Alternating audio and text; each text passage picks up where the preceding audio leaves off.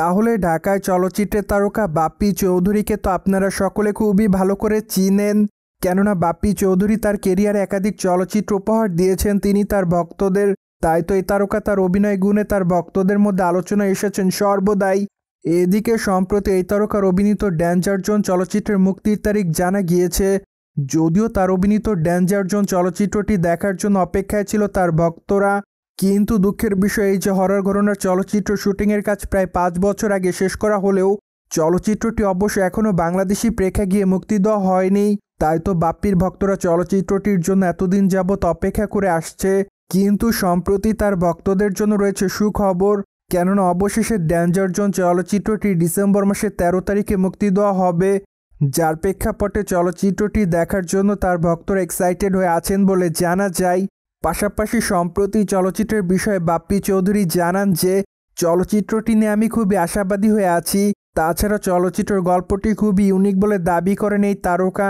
তাই তো তিনি মনে করেন যে হরর ঘরানার চলচ্চিত্রটি ভক্তদের কাছে ভালো লাগবে। যাই হোক, এখন শুধুমাত্র অপেক্ষার পালা, কেননা চলচ্চিত্রটি মুক্তির পরই বোঝা যাবে ভক্তদের কাছে বাপ্পি চৌধুরী অভিনীত ডেঞ্জার জোন চলচ্চিত্রটি কেমন লেগেছিল। পাশাপাশি চলচ্চিত্রটির মাধ্যমে বাপ্পি চৌধুরীর বিপরীতে অ্যাট দ্য ফার্স্ট টাইম জলিকে অভিনয় করতে দেখা যাবে। তাই তো চলচ্চিত্রের পর্দায় তাদের রসায়ন দেখার জন্য দীর্ঘদিন সময় ধরে অপেক্ষায় তাদের ভক্তরা।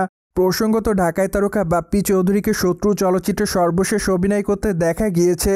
যাই হোক, চলচ্চিত্রটিতে এই তারকার অভিনয় তার ভক্তদের কাছে বেশ ভালো নজর কেড়েছিল। পাশাপাশি চলচ্চিত্রটিতে তাকে অবশ্য দেখা যায় পুলিশ অফিসারের চরিত্রে। সেই সাথে চলচ্চিত্রটিতে তার বিপরীতে জাহার আমিত অভিনয় করেন। কিন্তু দুঃখের বিষয় এই যে চলচ্চিত্রের গল্পটি তার ভক্তদের কাছে সেভাবে নজর কাড়েনি। তাই তো অবশ্য চলচ্চিত্রটি সে পরিমাণ অর্থ ইনকাম করতে পারেনি।